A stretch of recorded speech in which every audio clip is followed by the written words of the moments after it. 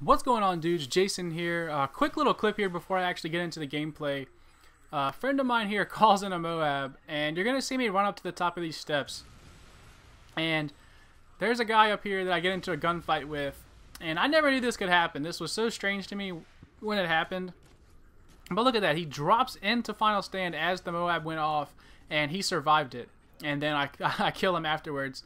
I'm assuming that means if you drop into Dead Man's Hand or Final Stand as the Moab is going off, like if you're in the process of dropping, then it won't kill you. But I just thought that was crazy and kind of something unique that I hadn't seen before, so I figured I'd share it with you. Anyways, I got a gameplay on Dome here. I actually cut out certain pieces of the gameplay. After my first couple of lives, I just cut out a couple deaths and stuff like that. But as you can see, I'm using the KSG, and look at these spawns here. Like they're set on Dome. Like the first 15 or 20 seconds, they are just going to continue to spawn right there no matter what. So you can kind of just like stand right next to their spawn if you can get in there fast enough for a few seconds, and then eventually they'll start spawning elsewhere. But that's one of the downfalls of having really small maps like this in Nuketown. That like the first 15 or 20 seconds of the match, like the spawns are just completely set firm. Like they're not going to spawn anywhere else. So that's kind of something that you can take advantage of if you can get into the spawn fast enough. But I'm using kick and grip on this KSG. I think you already saw me get the 25 kill challenge for it. And look at that. You see that C4 just blow up like right next to me and just not even damage me whatsoever. That's kind of funny. But yeah, so I don't have anything else unlocked. I don't have damage or range or anything. But I'm running these support killstreaks, UAV and counter UAV, because they just help out the team a lot more than a specialist killstreak. And without range on my shotgun, I don't feel confident that I can get to range, that often. Like to get to specialist bonus, which then gives you range. Like I just don't feel confident that I can get there that often, and it's not worth me running specialist and giving up, getting kill streaks from my teammates. So that's kind of why I choose to run the support setup there.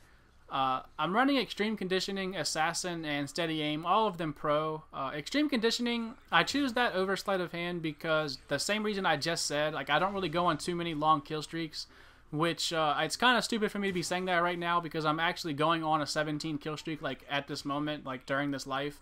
But more often than not, I don't. Like my final score is 35-8 this game, so I do die a couple times in a row, like a few different times during the game, and that's I cut out those parts of the gameplay so that you don't have to see it. But I'm not going to need sleight of hand that often. Like I'd rather be able to run around the map and get everywhere I need to be faster and try to get into their spawn and surprise the enemy rather than taking longer to run around just so I can reload faster. Assassin Pro is huge. A couple different reasons. Obviously, for the main reason, you don't want to be showing up on the UAV when they have it up, and you don't want people to see you with marksman and some of the natural benefits of Assassin.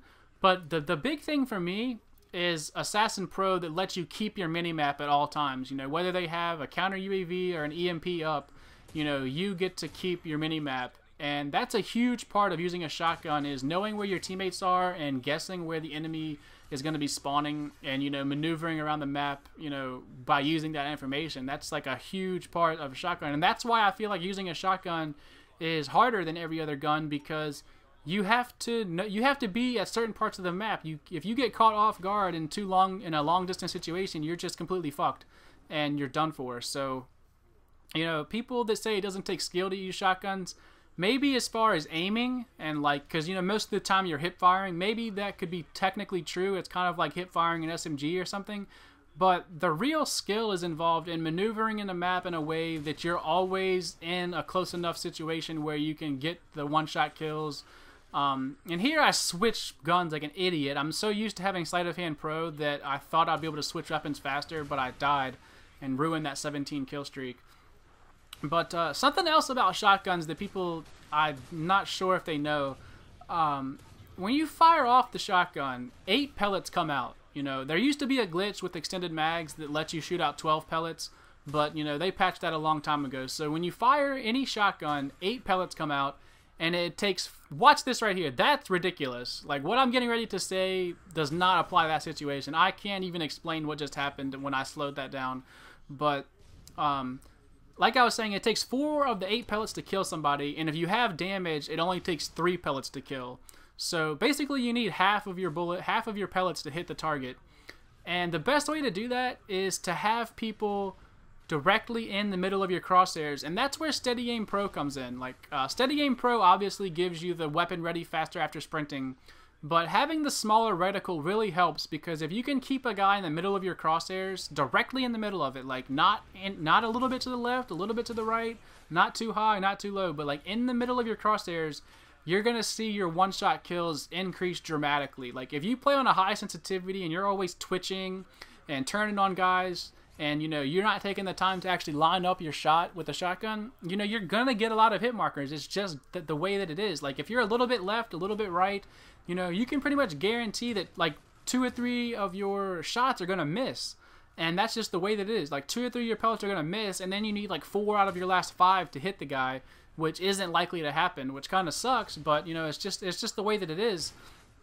So, you know, while the shotguns are inconsistent, it's not always the shotgun's fault that you're getting hit markers. Like, sometimes it can be your aim, and a lot of people don't want to admit that, but that's just simply the case. So just remember that, you know, if you take the time to actually keep the guys in the middle of your crosshairs, I feel like you will see a huge increase in your one-shot kills. But anyways, I pick up this nice little 3-piece here in the final kill cam, as the final game score is 65-53. And my final score, I think, was 35-8, but I cut out some of those deaths, and I think I may have cut out a couple of the kills because, you know, I might have got like 1 kill and then died or something like that, and it just wasn't really worth keeping in here. But anyways, hope you guys enjoyed, and I will talk to you guys later. Y'all have a good day, and be sure to comment on that first little clip there where that guy survived the Moab. But I'll talk to you guys later, and y'all have a good day.